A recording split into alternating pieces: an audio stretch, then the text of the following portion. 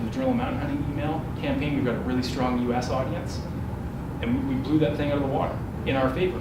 Next day's headline, foreign hunting and trophy hunting organizations skew poll results. Right? So, I mean, that's what we're dealing with. So we've got to massage and manipulate and utilize social media to the best of our abilities, with the whole point being to pull them to the platform where we can have a better or deeper conversation. So let me just give you a little bit more of insight of where we're headed. Adam's talked about the platform, and I'll just give you a bit more on how we're getting it out and what we've got funding for. So we basically funded our website. We've got the website up, 1Campfire.com. We've got 2 full-length videos we've funded, and we've got short teaser videos along with that. And we have the podcast funded. So we've actually got all the funding for that. That's been approved by our board of directors. And now we've got funding assistance from the BCWF and a few other organizations that are going to help us out with the distribution or the outreach and getting. So we've built the brand, we've built the product. Now we need to take it to market. And our plan with that is it's going to be, we're going to use social media to get that message in front of typically the non-hunting urban public. And right now we're just focusing on our local community, BC. We're BC based and neighbors and people around us. So the, what do you call it, the Holy Mary, the Hail Mary is the Holy Grail. The Holy Grail is a it's that one. Is an in-person event. So downtown Vancouver, downtown Victoria, where we have a get together, and that can come in many forms. I won't go into it now, just based on the time we have, but that can look like a number of different things, but certainly in that urban center and having that discussion one-on-one and talking with people that we need to convince about what we do. So we have that discussion. People listen. I can convince people that maybe don't even like hunting, but I can convince them to be okay with it if I talk to them and I tell them. But I always usually get the same story. Oh, it's okay that you do it, but you're different. Like that, I hear that a lot, right? And I'm not different. I'm just like whatever, just any other hunter, right? So. How many people in here listen to podcasts? Okay. How many of you here listen to Meat Eater? Okay. Have you listened to the Greg Blaskovich podcast? It was like 2 years ago. He's a PhD in social science or something like that. Really, really interesting one. Go back and find it, because he's a PhD at Stanford, and he's kind of like was the enemy, now he's one of us sort of deal. He was really intrigued by this issue. Like, why is it so hard for a community that, putting aside some of the BS, whether it's the anti-hunting BS or some of the stuff we shoot ourselves in the foot over, that we all know we do a net positive good virtually everywhere we go. Why do we struggle so much to connect and resonate with people that don't know about our work? So he decided to do a little study about this, and this is a guy whose job is to design like the perfect experiment. And so he tested the top 5 justifications that the hunting community or individual hunters use to say, like, this is why you should be cool with what we do. And this comes back to the branding side of it. We've always done it, or it's our heritage, or it's part of my heritage, it's part of my ancestry, my family's always done it, falls flat. It matters to all of us. We all know that, but it falls flat on people that don't understand our role. The top 3, food, obvious one.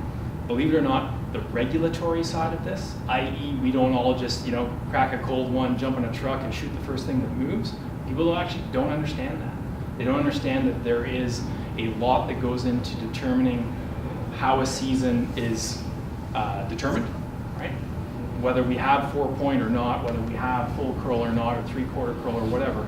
People don't understand that stuff. They don't understand why there might be a 6-point restriction. They see elk and they think, oh, that asshole's gonna go and shoot the first elk he sees. They don't understand that, right?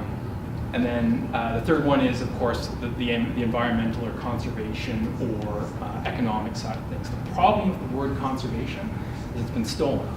Rain Coast, pretty obvious one, right?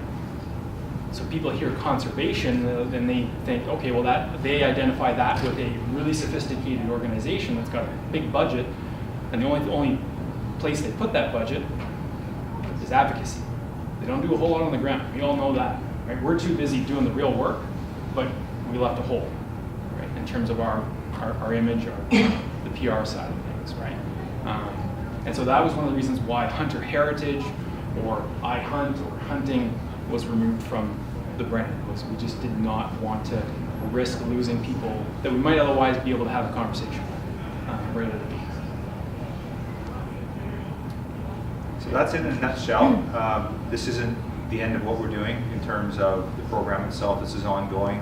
The Hunter Heritage Committee has been very active. This last month has been a train wreck with regards to convention and everything that's going on with our Northern fundraiser and this. So Hunter Heritage is literally, Adam's been working hard in behind the scenes as our brand manager and building this platform. But as in terms of what we've been doing, we've kind of not been super active, but post-convention, we're going to hit it hard because we have a lot of work ahead of us to do. We envision more videos, more outreach, more content on the website, which of course requires funding and that sort of stuff. So that's a challenge for us, is finding a way to a sustainable funding mechanism for this. Just a really important point is if you haven't been to the website, you check it out, or if you have been and you're wondering, well, you guys are saying one thing and what's on there is a totally different thing. What is on the website right now was designed for us and fundraising, right? We launched an annual show. We wanted the hunting community to get the first look at this and let them know that here's what we're doing, here's the thinking behind it, here's the justification for it, but that's not what's going to go live to the public in mid-April. It's not. So don't go and look at that and think like that looks incongruent with what you guys have been talking about today. That was for us. What's going to launch officially in the spring is not for us. It's for including the Shockey introduction. Yeah, that obviously that is not going to be there. So that video is the video you're going to see. That's going to be our first video, but obviously the preamble by Jim Shockey is not going to be there. So both videos are going to go live. Okay, there you go. The vegan one and the chef one. That's an overview of our program. Colin's on the committee, Peter, Richard, myself, Mike Sullivan's the chair. I encourage you guys to all come and talk to me, any one of us, if you have any questions. And we'd be happy to share what we can with you. And if there's any questions now, we can open it up. Do you guys have any thoughts or comments or questions or concerns? It's a pretty quiet crowd for something such a big thing here.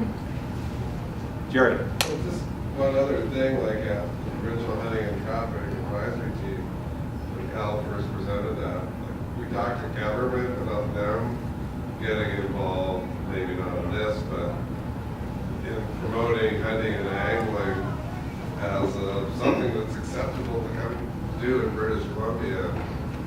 The deputy minister and assistant deputy minister and director were shaking their heads and thought, maybe that's something they could budget for. So hopefully that goes somewhere.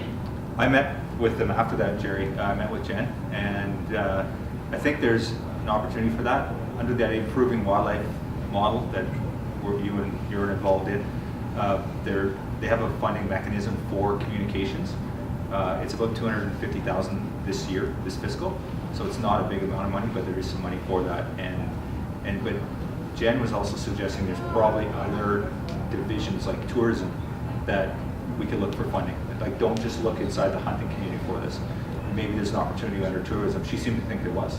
So that's another opportunity to explore for us as well, right, in terms of funding.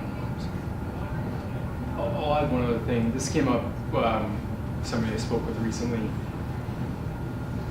I think for the people in the room, one of the best things we could do is within our community of buddies, family, friends, whatever, that hunt, is not just let them know about the program, but also don't hesitate to call them on things that hurt us, right? Like say predator hunting. I can think of a whole lot of, or trafficking, I can think of a whole lot of hunters that would be happy to throw that under the bus because they're a meat hunter. I got something I would say right now, but I won't for the interest of the group, but like we need to educate our own community on some of the intricacies of this community, right? So if a person's like, I'm a meat hunter, I would never kill a wolf, or I would never kill a bear. Well, bears are obviously fine to eat. Wolves never had them. Maybe they're okay, don't know. But the point is that it's not about them. There's a big picture here, right?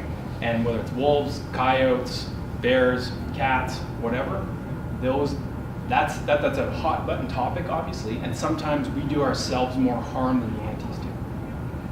So my ask of this audience is to go to friends and family that you hear say things that are like, yeah, that's bullshit, and call them on it. Or let me rephrase it, help them get educated on it, because we need to be able to speak to that stuff, because when we do have an interpersonal interaction with a non-hunter, or maybe even an anti-hunter, and we can speak to that intelligently, it's a totally different conversation. It's a totally different, and guess what? They need to be managed, that doesn't work. As much as it's true, it doesn't work. And so it's on us to also help our own peers be our ambassadors, right? As much as that word gets overused. Anything else? Anyone? I know you guys are fairly busy, obviously, working on this, but I'm wondering if just like a little bit of a toolkit for people, just a few little questions on how they can answer things, because we're the ones that are speaking of it to other people, right? And, you know, I even get questions at work. I work right downtown Vancouver, and people ask me questions, and I'm like, oh, like I'm not sure how to answer them all the time, but just like a little like checklist or something you can throw out to us as hunters, because we're used to answering it in a different way, right? For us, it's normal. It's like, what, you don't understand that? How can you not understand that? And they're like, no, we don't understand that. So maybe just even something little for people, like in an email or just. No, we can do that. I mean, we talked about it, and we just, it's not at the top of the pile, but I think. No, of course not, yeah, But no, absolutely. it But just probably even just needs like to a be few sooner little than later. questions on like just basics of how to answer things, yeah. What's that, Bruce? You can't do it. We don't, unfortunately, we couldn't get a PA system for this room, but basically Rebecca was, to basically say we need a toolkit. You need to educate us. We want to help with the argument. Sometimes we don't have the argument. So educate us, give us that toolkit. And I think that's a very good point, obviously, yeah. You brought it up, Jeff? You know what's been, I would say, really valuable for me is actually the podcast world, like for answering some of those things, for having some of those preconceived, like, well, this is how I just answer the question, because it's like, it was what everybody else has always said. Why do you do this? Because of this. And you know, you get the right guests on specific podcasts that are willing to, I think that podcast environment creates a conversation where people challenge each other, not just sit there and challenge each other, but open up the conversation. And if you actually sit there and listen to a handful of them, with, you know, the players in the game, I guess, and from various different angles, and sit there with an open mind, then